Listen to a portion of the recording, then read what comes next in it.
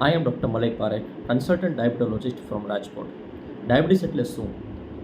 પેન્ક્રિયાસ એટલે કે સ્વાદુપિંડ ઇન્સ્યુલિન બનાવતું હોય છે. જ્યારે પૂરતા પ્રમાણમાં ઇન્સ્યુલિન ના બને ત્યારે શુગરનું પ્રમાણ વધી જતું હોય છે અને ડાયાબિટીસ કહીએ છીએ. મુખ્ય ટાઈપ 1, ટાઈપ 2, જેસ્ટેશનલ અને ઘણા બધા છે. ટાઈપ 2 ડાયાબિટીસ મોસ્ટ કોમન છે અને મેઇન સિમ્ટમ્સમાં વધારે માત્રામાં તરસ લાગવી, પેશાબ લાગવો, ભૂખ લાગવી, વજન ઉતરી જવું તથા મેઇન રિસ્ક ફેક્ટર ડાયાબિટીસ થવાના સ્ટ્રેસ, ઓબેસિટી, સેડેન્ટરી લાઇફસ્ટાઇલ તથા હેરિડિટી એટલે કે વારસાગત અને ફાસ્ટ ફૂડ. ડાયાબિટીસ ના થાય એ માટે ડાયટ અને લાઇફસ્ટાઇલ બહુ જ જરૂરી છે. ડાયટમાં લો ગ્લાયસેમિકવાળા ફૂડ, લીલા શાકભાજી લઈ શકાય તથા રોજની 30 મિનિટ કસરત કરવાથી ડાયાબિટીસ પર નિયંત્રણ લાવી શકાય છે.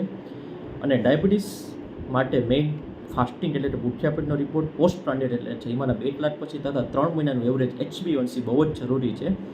અને ડાયાબિટીસની શરીરના વિવિધ અવયવ પર અસર થતી હોય છે, જેથી નિયમિતપણે આંખ, લીવર, કિડની, હૃદયની તપાસ કરાવતી રહેવી જોઈએ. Thank you.